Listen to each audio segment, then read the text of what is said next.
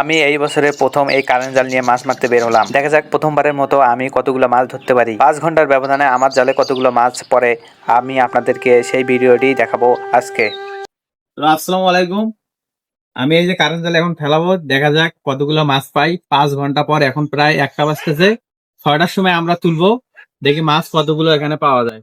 বাড়ি থেকে বের হয়ে হাঁটা শুরু করলাম এবং একটু যাওয়ার পথেই আমার বাড়ি থেকে একটু বের হতে সামনেই পানি উঠে গেছে। আমরা আর কিছু দূর যাওয়ার পরে জাল ফেলাবো। বাড়ি থেকে বের হয়ে জাল ফেলানোর স্থান আমাদের হাতের খুব কাছেই, তাই বেশি সময় না নিয়ে চলে গেলাম। এখন এই জমিতে জালটা ফেলাবো, দেখা যাক। এখন প্রায় 1টা বাজতেছে, আমি ঠিক 6:30টার দিকে জালটা তুলবো, দেখা যাক কতগুলো মাছ পাই। আমি এই জালটি 3 বছর আগে কিনেছিলাম। এখন অনেক সাপ এবং পোকামাকড় বাজার কারণে জালটি অনেক ছোট হয়ে গেছে। তারপরেও দেখি আমি এই জালে কতগুলো মাছ পাই তা তোমাদেরকে দেখাবো।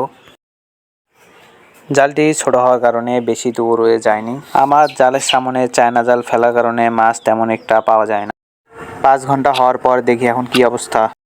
কারেন্ট জাল ফেলাইছে এবং চায়না জাল। আরও এমন যদি ফিশিং ভিডিও চান তাহলে আমাকে কমেন্ট করেন, আমি পরবর্তীতে আবার বানাবো।